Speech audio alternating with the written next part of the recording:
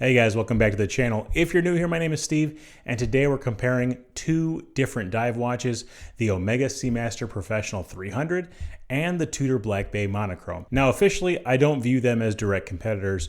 I always have viewed Omega and Rolex as direct competitors, not necessarily Tudor and Omega, but that's for later on in the video. Now I wanted to thank my friends over at Martin Binder for letting me borrow the Tudor Black Bay. They are authorized dealers for both Omega and Tudor, so if you're interested in either of these watches, I'm going to go ahead and leave a link down in the description box. And if you haven't done so already, please hit the like and subscribe buttons as well. Now this isn't going to be a full review of either of these watches, and if you are looking for a full review, I'm going to go ahead and post a card right there where I go in depth on both the Seamaster and the Tudor. They're great videos, so go ahead and check them out after this video. This comparison is more of a casual conversation between myself and you guys. I have a list of talking points right here where I go through the case, the dial, the handset.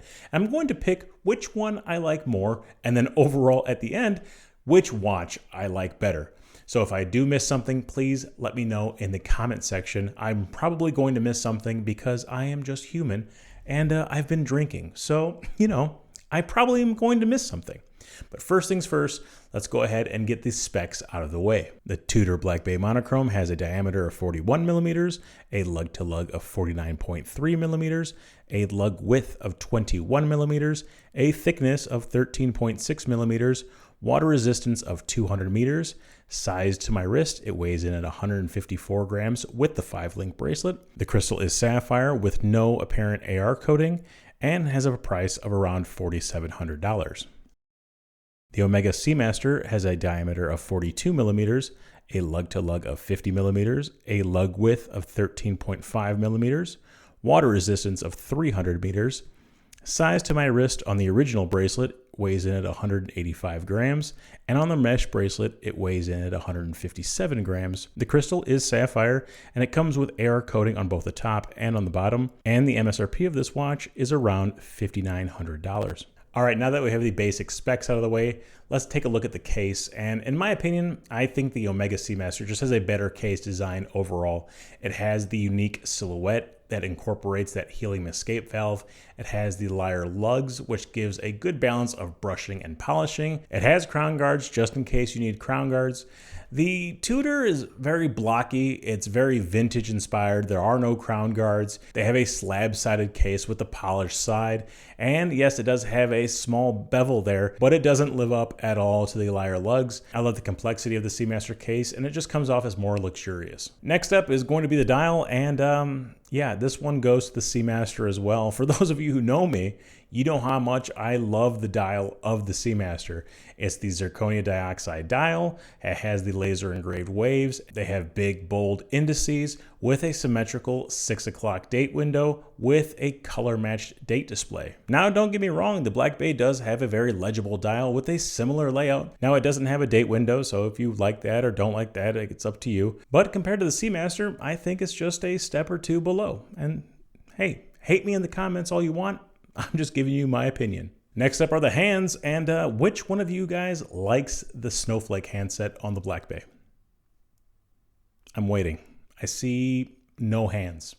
No hands up there. Omega Seamaster wins by default. All right, next up, the bezel.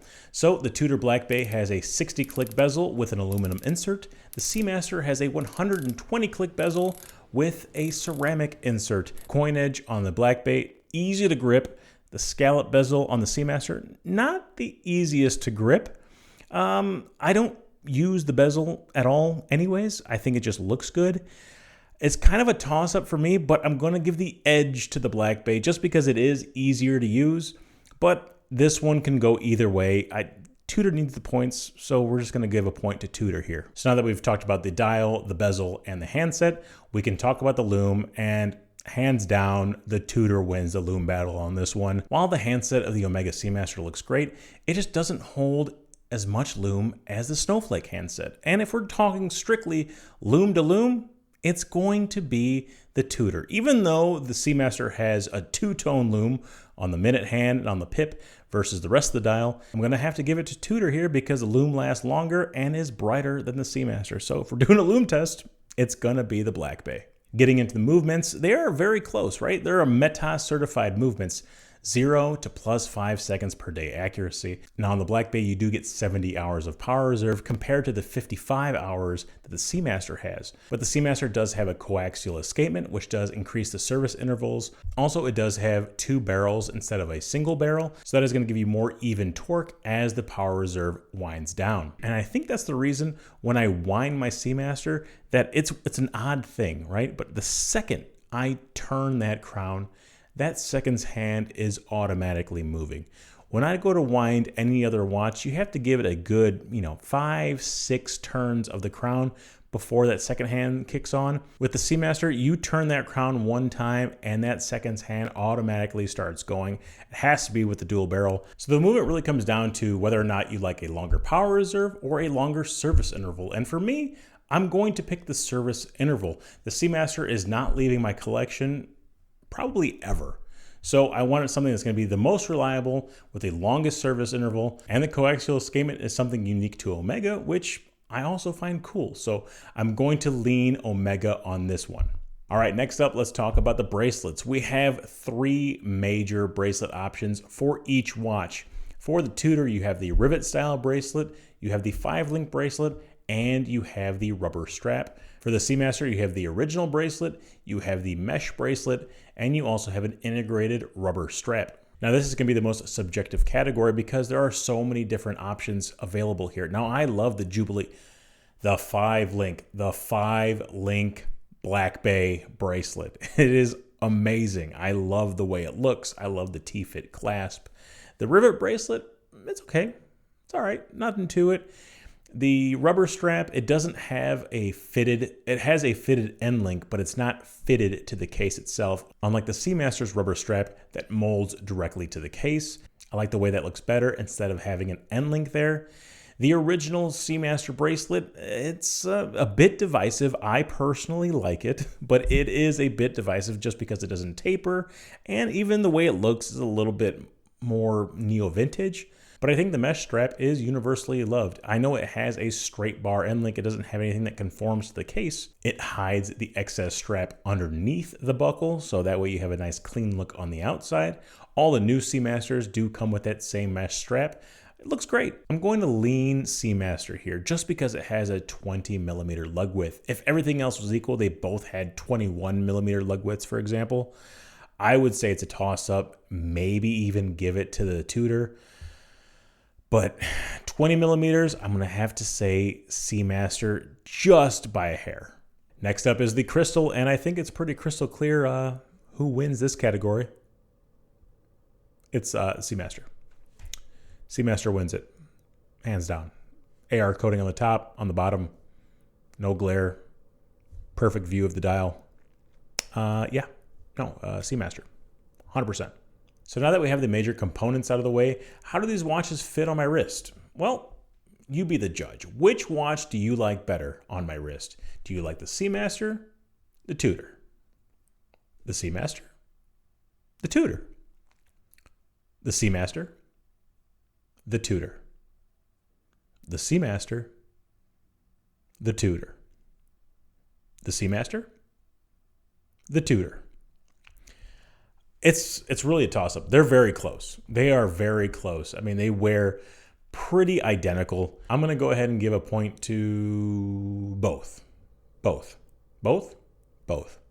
They fit great on my wrist. I have a 7.5-inch wrist. They fit phenomenal. I like the way they feel. So both of them get a point for this category. And my last talking point is going to be the price, which is a little weird, really. The Seamaster comes in at around $5,900. The Black Bay around $4,700.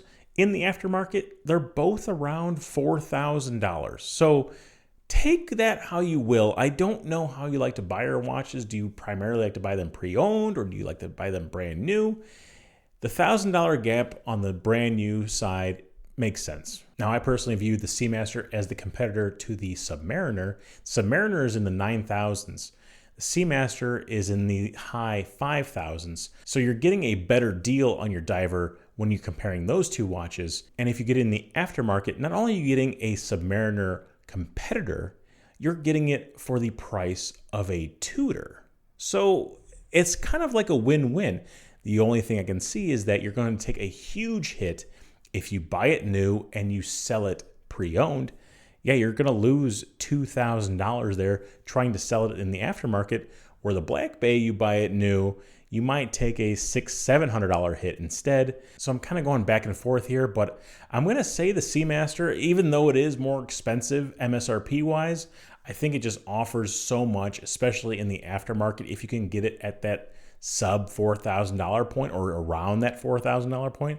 I think you got a lot of watch for your money, and that's the way I personally went, and that's the way I suggest you guys go as well. So which watch am I going to pick at the end of the day? It's going to be the Seamaster, 100%. I have the Seamaster. It's right here. If I had the monochrome, I would pick the monochrome. If I had both, I would pick the Seamaster. But I only have the Seamaster, so of course I'm going to pick the Seamaster. That's one thing I hate about watch reviewers, is that they say, oh, I would definitely buy this watch. Blah, blah. No, you wouldn't definitely buy it, or else you would have bought it. I know you know you would have bought it, but you don't. You just want to be nice. Seamaster, over the monochrome, done. I'm sorry if you don't like that opinion. If you have a different opinion, let me know in the comment section, and I'll tell you why you're wrong. It's the Seamaster, 100% Seamaster. For now. Maybe if I buy the monochrome, I'll change my mind. Anyways, maybe that's why Teddy doesn't invite me to his end of the year channel, is because I have such strong opinions and I say I hate watch reviewers. Maybe. I don't know. I don't know how to end this video. I'm just kind of toasty. I don't know. Watch my monochrome review right here. Or right here. Watch it. The monochrome review. Right here. I've been drinking whiskey out of a plastic cup. Go. Now. Watch.